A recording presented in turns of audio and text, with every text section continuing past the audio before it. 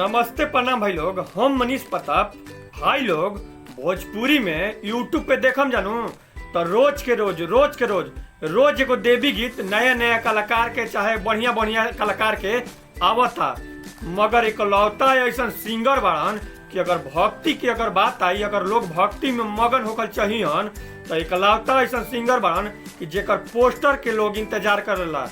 तो power star Pawan Singh ji के लोग पोस्टर के इंतजार करला, टीजर के इंतजार करला। और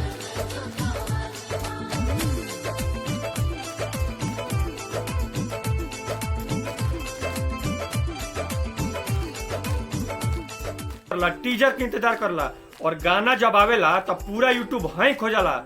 लोग बस पवन सिंह के गाना सुनेलन। अगर भक्ति के अगर कोनो टाइम रहेला, अगर भक्ति में मगन होकर चाहेलन लोग तो बस पवन सिंह जी के गाना लोग सुनेला।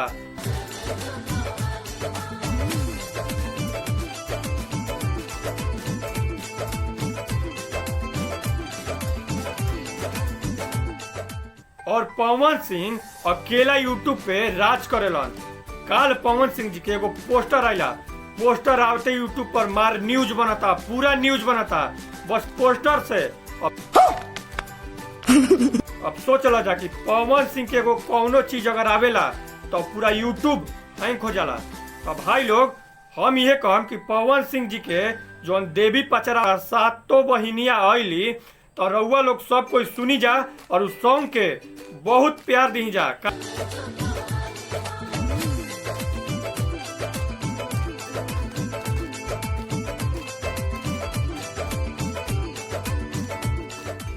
काहे से कि पावर स्टार के गाना है और पावर स्टार के गाना के का कहे के बा, उ तो भक्ति सॉन्ग अगर गावेलन तो गानावा अमर हो जाला। तो भाई लोग सब कोई देवी पचरा के आशीर्वाद दहम। तो भाई लोग पावर स्टार के प्यार और आशीर्वाद देवल कबो मत भुलाइन जा। काहे से कि भोजपुरी के इहे एगो एकलौता स्टार बाड़न, सिंगर बाड़न, एक्टर बाड़न कि जौन भोजपुरी के उ मुकाम तक लेके जा सकेलन।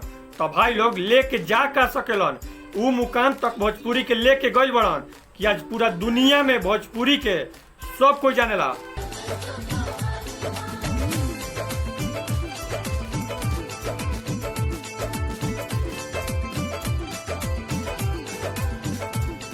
प्यार और आशीर्वाद दे हम। और भाई लोग वीडियो अच्छा लगे तो लाइक करी, शेयर करी, सब्सक्राइब करी।